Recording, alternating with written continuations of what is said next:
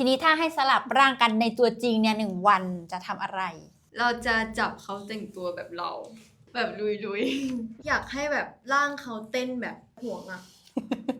เป็นเต้นแบบพยายามเต้นแต่เต้นไม่เป็น อยากจะไปเล่นกับแมวเขา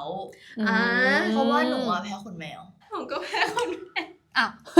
และถ้าในเรื่องเราไม่ได้สลับกัน เราอยากสลับกับใครมากที่สุดในเรื่อง อยากสลับกับแม่หมอ จริงเหรอ number one โนหนึ่ง เป็นคิวปิดไหนคู่นี้สลับกันสิ เป็นพี่ตูเล มีพ ย ลังวิเศษอ่ะ และเสียงเขาแบบ เธอคือฉัน ฉันคือเธอ เลิศ Baby what's up ติดในหัว จริง เริ่มเลยแพมเมล่า พยาพี่ไปสืบค้นเกี่ยวกับหนูมาหมดแล้ว แบบนักสืบเลย เดี๋ยวเริ่มแรกก่อนเอานี้แนะนำตัวก่อน แล้วก็เหมือนว่าตัวละครเป็นใครแล้วก็คาแรคเตอร์แบบไหนอะไรเงี้ยค่ะ เดี๋ยวอันนี้จะเป็นกล้องที่ซูมหน้าน้องอันนี้จะเป็นกล้องรวม สวัสดีค่ะอาหวงนะคะอาหวงรับบทเป็นเรย์ค่ะในเรื่อง Queendom ซ่อนใจไว้ที่เธอค่ะ คาแรคเตอร์ประมาณไหน คาแรคเตอร์ของคุณหนูเรย์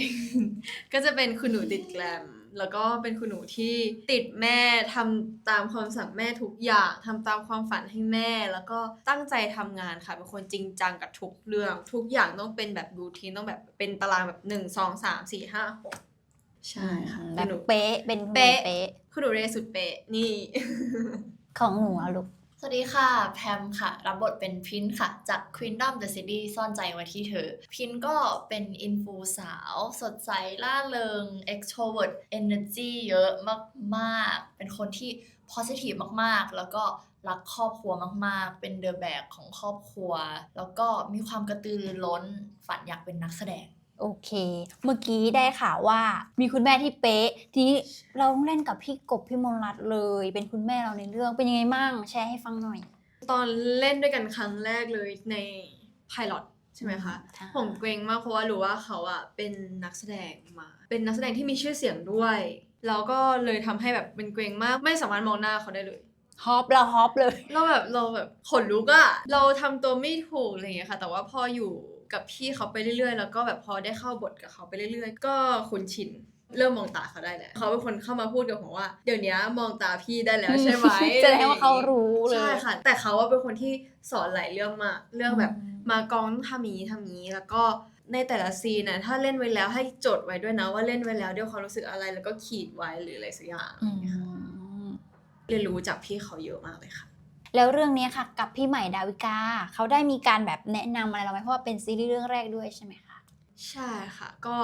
ตอนที่มาแคสครั้งแรกพี่ใหม่ก็ช่วยสอนว่าจะต้องเล่นอย่างนี้ทำอย่างนี้เวลาเข้าคู่เขาเล่นกับหงเลยแบบสมมติไปแคสเป็นพินพี่ใหม่ก็เล่นเป็นเลให้เลยอะไรอย่างนี้ค่ะตอนมาแคสเขาก็มานั่งดูในห้องด้วย ต้องเป็นพรินท์ด้วยนะคะไม่ใช่ปรินท์นะพรินท์คุณหนูพรินท์นะคะ พินค่ะ คือเล่นต่อบทกันเลย ใช่ ของน้องแพมบ้างอยากรู้จักน้องแพมมากขึ้นแต่พี่ไปแอบสืบมาแล้ว ชื่อของเราจริงๆแล้วชื่อเต็มมาจากแพมเมล่าอันนี้ช่วยเล่าให้ฟังหน่อยได้ไหม ได้ค่ะคือคุณพ่อเคยเล่าให้ฟังว่าเคยอยากตั้งชื่อว่าแบบแพมเบลล่าแล้วมีพี่สาวชื่อแพทก็แบบเป็นแพทริเซียแต่ทีนี้ก็ให้ชื่อแพมมันสั้นดีค่ะเพราะว่าชื่อจริงเป็นธารดีธีรดาของกับพี่ไปแล้วก็เลยมาเป็นแพมแล้วพอไปเล่าให้เพื่อนๆฟังทุกคนก็แบบอุ๊ยชอบดูมีแบบจริต ก็เลยเอามาตั้ง IG ก็คือจนถึงทุกวันนี้บางคนก็เลยเรียกแพมเบลล่าไปเลย แพมเมล่า เลิศ แพมเมล่าค่ะ มันดูมีแบบแพมเบลล่า สวัสดีค่ะแพมเมล่าค่ะ ดูมีอะไร แล้วเรื่องนี้อาห่วงแพมหรือแพมอาห่วง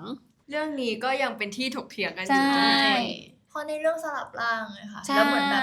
หนูเชื่อว่าถ้าซีรีส์ออนอ่ะมันจะมีความแบบเปลี่ยนไปเปลี่ยน อืม มาเปลี่ยน ใช่ ไปเปลี่ยนมาเอ๊ะ น่า ห ส รื น อ ใจ ว่า เลยล่ะเคมีนะแต่เรายังไม่ได้ฟันธงใช่ไหม ใช่ค่ะเป็นได้ทั้งสองค่ะแล้วก็เราเหมือนแบบไม่มีใครที่แมนกว่า ไม่มีใครที่สาวกว่าแล้วเหมือนแบบสาวกับสาวอะไรอย่างงี้ เรามีสองสิ่งนั้นในตัวทั้ง ใช่ คู่แค่เหมือนแบบคนละพาร์ทแล้วพอ ใช่ มาแชร์กันมันรู้สึกว่ามันลงตัวแล้วไม่ต้องแบบ ไม่ต้อง ชัด ฟิก ไปเลยว่าใช่ ใช่ค่ะ แล้วเราร่วมงานกับพี่ๆอีก2 คนเป็นยังไงบ้างพี่หลินพี่แพรวค่ะ ร่วมงานกับพี่ๆก็ตอนแรกก็เกรงเหมือนกัน เพราะว่าเราดูผลงานเราเสพผลงานพี่ๆมาตลอดค่ะ ใช่ เราเจอกันครั้งแรกตอนเวิร์กช็อป ใช่ แล้วพอเข้าไปในห้องปุ๊บเก่ง เก่ง อ๋อ กี่เด ไม่ ย์ พูดเลยเลยอะ เราเห็นผลงานพี่เขาเก่งมาก แล้วเราก็กลัวว่าแบบเราจะแบบทำผิด เออ หรือเปล่า ใช่ เราจะเล่นไม่ดีหรือเปล่า เราก็แบบเหมือนกดดันตัวเองว่าเราต้องทำให้ดีจะได้แบบไปกับพี่เขาได้ แต่ว่าพอไปถึงจริง ๆ ก็ไม่เก่งแล้วพี่เขาสนุก สนุก ต มา ล ก ก energy เต็ม แต่ที่ดูตัวอย่างทำออกมาได้ดีเลยอ่ะ ขอบคุณ ดี ค่ะ มากทั้งที่เป็นซีรีส์แรกเหรอแบบ ใช่ค่ะ แต่ดีมากเล ถ้าย จริ อ่ะ งจัง ขอบคุณค่ะ เก่งมาก แล้วกับพี่ตูนล่ะเห็นมีพี่ตูนเอลี่แบ็คคอบรา ใช่ เป็นยังไงบ้างตอนนั้น ตื่นเต้นมากตอนที่ ใช่ รู้ว่าแบบใครเป็นแม่หมอใครเป็นแม่หมอ คือ แล้วพอรู้ว่าเป็นพี่ตูนอ่ะ ชุดเขาก็จะอลังตลอดเวลา ใช่จะต้องดูในซีรีส์ จอยเลยไหม จะแบบ ในกองคือ แม่เลย enjoy เลย enjoy อืม เจอกันข้างนอกแม่ก็จะเรียกแม่ลูกสาวจอย จอย ในซีรีส์มันจะมีซีนที่สอนบทเห็นไหมเห็น อ่า ทีนี้แฟนคลับก็อยากรู้ว่าในชีวิตจริงเรามีไหมแบบว่ามาสอนบทกันต่อบทอะไรอย่างเงี้ย ตลอดเวลา เราจะมีแบบที่สมมติห่วงต้องไปเล่นเป็นเรย์อะไรเงี้ย อันนี้น่าจะแปลกนิดนึงเพราะว่าห่วงได้รับบทเป็นเรย์แต่ว่ามันห่างไกลจากห่วงมาก แล้วทุกครั้งที่ห่วงจะเล่นเป็นเรย์ห่วงต้องให้แพมเล่นให้ดู แม่ต้องบอกก่อนว่าตอนเราแคสอะคือแพมแคสเป็นเลแล้วห่วงแคสเป็นพิน อ๋อ แต่ว่าพอมาดูไทม์ไลน์แล้วตอนสลับร่างมันเยอะ เพื่อที่แพมจะได้เล่นเป็นเลเยอะกว่า ก็เลยต้องเล่นเป็นพินแล้วเพื่อที่ห่วงจะได้เป็นพินเยอะกว่าห่วงก็เลยได้เล่นเป็นเลคือเลจะใกล้เคียงกับแพมมากกว่า แล้วพินจะใกล้เคียงกับห่วงเหมือนแบบพอจะจับ energy เลก็เลยแบบให้แพมเป็นคนช่วย ส่วนพอจะจับ energy พินก็เลยให้ห่วงเป็นคนช่วย ห่วงต้องเล่นให้เหมือนที่แพมเล่นไว้ด้วย แพมต้องเล่นให้เหมือน ความยากหนึ่ง โอ้ซับซ้อนเลยนะ เราก็เลยต้องเล่นให้กันดูก่อน ถ้าแพมจะเป็นเรย์แพมจะเล่นยังไงนะอะไรอย่างงี้ ใช่ แล้วทีนี้อะไรที่เราต้องแบบเล่นให้ชัดเลยว่าอันนี้คือเขาอย่างเงี้ยค่ะ อย่างเลอะเขาจะนั่งหลังตรง มือเขาจะมีความแบบ เป๊ะ ไม่อย่างนี้ก็อย่าง ใช่ นี้ เหมือนที่นั่งสัม ละ ภาษณ์ เอียดเลย ใช่จะแบบจะหลังตรง ส่วนพินอะเขาจะนั่งแบบ ปล่อยจอย สบาย แบนแบนบอย ใช่อันนี้ เห คือสิ่ง มือน อันนี้คื นั่ อง สิ่ง นั่งสัมภาษณ์ ตอนนี้ ที่แบบ ใช่ ตอนนี้ผมนั่งพิงแล้วแพม อย่างเงี้ย นั่งอยู่อย่างเงี้ย อ๋อ อันนี้ ละเอียด ถ้า เล แบบ ย พินจะมีความแบบปล่อย เวลาพูดเลเขาจะมีความแบบค่อยพูดหรือแบบเวิร์กช็อปเขาบอกว่าเลเขาจะมีแบบ energy ของความแบบเหมือนม้วนๆอะไร ใช่ ม้วนแต่พินเขาจะมีความแบบ ตรงไป เฮ้ย ตรงมาแบบ อะไรอ่ะแบบทำไมอ่ะแบบความตรง แล้วก็เร็ว ใช่ นี่เป็นอีกสิ่งหนึ่งที่คนดูสังเกตได้ อืมทีนี้ซีนหน้ากระจก อันเนี้ยคนดูแบบว่าซื้อมาก ทุกคนพูดเป็นเสียงเดียวกันเลยค่ะว่าชอบซีนนี้ ตอนนั้นแบบเราคิดว่าเขาเขินเราไหมเนี่ยสำหรับการดู ๆเขินเพราะพวกเราเขินมากมันเป็นครั้งแรก ใช่ อืม ตอนถ่ายไพลอตคือเขินมากๆ ตอนนั้นเราเวิร์กช็อปกันแค่ไม่กี่รอบเลยอะแล้วก็ปึ้งถ่ายไพลอตเลย แล้วเหมือนตอนนั้นยังไม่ได้คุยกันเยอะขนาดนั้น มันก็เลยแบบเกรงเขินทำตัวไม่ถูก ถ่ายซีนนั้นไป3 ชั่วโมง โอ้ใช่ ใช่ แต่ออกมาดีมาก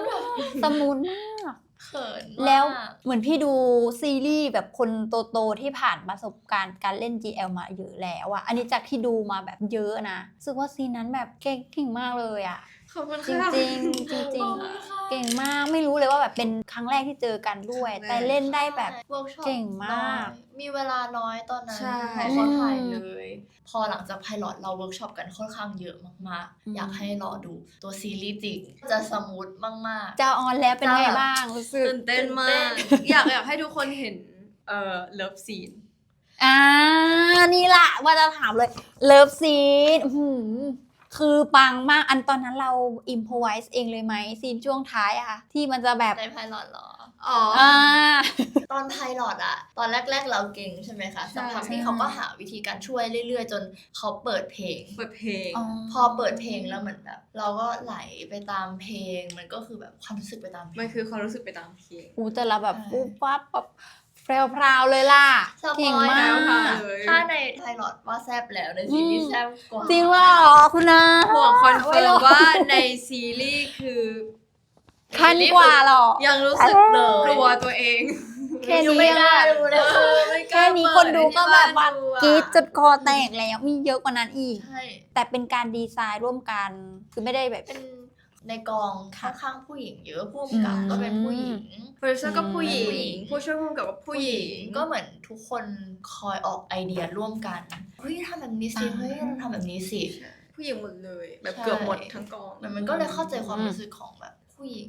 ออกมาดีมากเลยล่ะ จริงๆ ทีนี้ถ้าให้สลับร่างกันในตัวจริงเนี่ย1 วันจะทำอะไร เราจะจับเขาแต่งตัวแบบเรา แบบลุย ลุย ๆแล้วก็ไปทำอะไรแบบตลกๆ อยากให้แบบร่างเขาเต้นแบบห่วงอะ ๆยังไงสิ เต้นแบบคนเต้นไม่เป็น เป็นเต้นแบบพยายามเต้นแต่เต้นไม่เป็น จะแกล้งเขาโดยการให้ เต้นเก่งมาก เขาไปเต้น ใช่ค่ะ แล้วเราล่ะ ถ้าสลับเป็นเขา1 วัน อยากจะไปเล่นกับแมวเขา อ่า เพราะว่าหนูอะแพ้ขนแมว อ๋อ ถ้าเราเป็นเขาจะได้ไม่ ไม่ได้ แพ้ ถ้าหนู ผม เป็น ก็ฝัน อ้าว ผมก็แพ้คนแพ้ อ้าว แล้วหมูทำไงกินยาแก้แพ้เอาเหรอ ทุกครั้งผมกินยา สู้ แก้ นะ แพ้แต่ว่าผมไม่ฟาดเพราะว่าผมแพ้หนักเลยค่ะ อ้าวแต่เราเลี้ยงแมว ดูเฉย โอ้ย ๆ ดูแล้วก็จับแค่นี้แมวใกล้หน้า อ๋อ จับเสร็จแล้วไปล้างมือ สู้ชีวิตมาก ทำไมสลับกับคนอื่น งั้นไม่ได้ละ เปลี่ยน เปลี่ยน จะเอาร่างเขา ไปทำอะไรดิ หมูกทะ อ๋อเขาเลิฟหมูกระทะนี่ เขาเลิฟหมูกระทะมาก ได้ข่าวมา แล้วคืออ ม หนูก็เลยสงสัยว่ามันขนาดนั้นเลยเหรอ คือถ้าหนูได้เป็นเขาหนูจะได้แบบ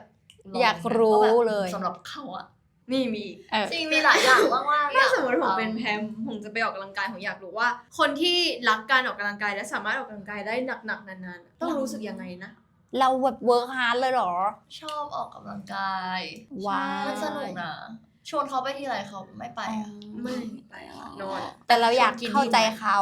อยากรู้ว่าเขา อืม จะรู้สึกยังไงถ้าเกิดมันหนักมากแล้วมันแบบมันเหนื่อยมากเขาจะแค่นี้เหรออะไรอย่างงี้ มและถ้าในเรื่องเราไม่ได้สลับกัน เราอยากสลับกับใครมากที่สุดในเรื่อง อยากสลับกับแม่หมอ จริงเหรอ number one โนหนึ่ง อยากเล่นเพื่ออะไรตรงเนี้ย อ่า พลังวิเศษอะ แบ แบบ บ ว่า ว่า บาสอ่ะ เป็นคิวปิดเอ้ยไหนคู่นี้สลับกันสิ ใช่ เป็นพี่ตูเล มีพ ย ลังวิเศษอ่ะจริงอะ และเสียงเขาแบบ เธอคือฉัน ฉันคือเธอ เลิศเป็นแม่หมอทั้งคู่ อยากเป็นแม่หมอ ใช่ ในชีวิตจริง ถ้าตัวเราคิดว่าเราจะตกหลุมรักตัวเองได้ไหม เพราะว่าในเรื่องเขาเห็นตัวเองนะ แต่เป็นใบหน้าของอีกคนนึงแล้ว นั่นคือการตกหลุมรักเรียกว่าอะไรล่ะ เห็นรูปลักษณ์ตัวเอง แต่ตกหลุมรักข้างในใช่ไหม ผมคิดว่ามันคือการตกหลุมรักอีกคนนึงด้วยความรักจริง ๆ ที่มันสามารถมองผ่านเปลือกข้างนอกไปได้ อืม มันก็เหมือนคนเราเนี่ยแหละที่แบบเรารักใครสักคนด้วยความรักจริง ๆ ที่ไม่ต้องมองว่าแบบเขาหน้าตาเป็นยังไงเขารูปลักษณ์ภายนอกเป็นยังไงใช่ ดีจังของหนูล่ะ หนูว่าคิดว่าได้ มันเป็นคำถามที่เห็นเหมือนกันว่าชาวเน็ตก็คือพูดคุยประเด็นนี้กันเยอะมาก ใช่ ว่าเฮ้ยมันได้ไหมมันได้หรือมันไม่ได้ แต่ว่าหนูรู้สึกว่าได้คือเราชอบมองตัวเองในกระจก อืม หมายถึงเรารักตัวเองเราชอบมองตัวเองในกระจกอยู่แล้ว แล้วถ้ามีใครสักคนมาอยู่ในร่างเราหนูก็มองว่ามันก็เป็นสิ่งที่แปลกใหม่เหมืนกันนะหมายถึงว่าแบบกับการที่เห็นนิสัยการที่เห็นจิตวิญญาณของอีกคนนึง ใช่ แต่อยู่ในร่างตัวเองมันก็ค่อนข้างแบบน่าสนใจว่าเฮ้ยมันเป็นเราในเวอร์ชันที่แบบที่เราไม่เคยเห็นมาก่อน มันก็อาจจะรู้สึกทั้งตกหลุมรักตัวเองทั้งตกหลุมรักเขาไปด้วยพร้อมๆกันมันเจ๋งดีอะ อืม เหมือนแบบในเรื่องนี้มันจะมีเพลง ฉัน ฉันที่ดีกว่าเดิม อ๋อ แล้วในเรื่องมันจะมีประเด็นแบบ ฉันคือเธอที่ดีกว่าเดิม เธอคือฉันที่ ใช่ มัน อุ๊ย คืออะไรที่แบบน่าสนใจ มันเหมือนเป็นการที่เราตกหลุมรักอีกคนนึงด้วยนิสัยเขาจริง ๆ แล้วก็ ใช่ เป็นการที่เราเห็นค่าหรือว่าแบบ ของตัวเอง ของตัวเองมากขึ้นอะไรอย่าง อื เงี้ย มเกน่าสนใจมากค่ะ เมื่อกี้คุยกับพี่หลินพี่แพรวใช่ไหมก็เขาจะเป็นผู้จัดการเรา แต่ทีนี้เราอยากเห็นว่า ถ้าเราเป็นพี่ๆเขาอะจำได้ไหมไอ้ที่เขายืนเถียงกันอะอยากให้ลองแบบสัก1 แมตช์ได้ไหม อยากเป็นใคร อยากเป็นพี่ฝน เออ หรือเธออยากเป็นพี่ฝน ไม่เป็นได้หมดเป็นได้หมดเป็นพี่หนิงอะไร เป็นพี่ ลองสักหนึ่งสัก หรือว่าเราฉีกไปเลย ฉีกไปได้ เป็นพี่ฝนแล้วเดี๋ยวผมเป็นพี่วันใหม่ ได้หมด โอเคผมเป็นพี่วันใหม่เป็นพี่ฝน พร้อมยังลูก เดี๋ยวจะรับ ค่ะ อินพ 5 อยซ์ได้เลยใช่ไหม 4 ได้เลยค่ะ 3 2 action ที่จะไปห้ามเด็กให้มันทะเลาะกันทำไมอะเขารักกันนะ ฝนก็คือฝน ฝนก็ยังเด็กกว่าอยู่ เอาใหม่เอาใหม่ เขาพูดยั ยัง ง ไง ไง ยังไงเรา เขา นัด พูด กัน ว่าไม่เป็นไรอีหมวย โอเค ในเมื่อเด็กเขารักกันอะพี่จะไปห้ามมันทำไมอะ ฝนไม่เข้าใจหรอก พี่อยากให้มันเป็นเหมือนเรื่องของเรา ฝนก็คือฝนน่ะฝนก็คือเด็กอยู่วันยังค่ำแบบนั้นนะ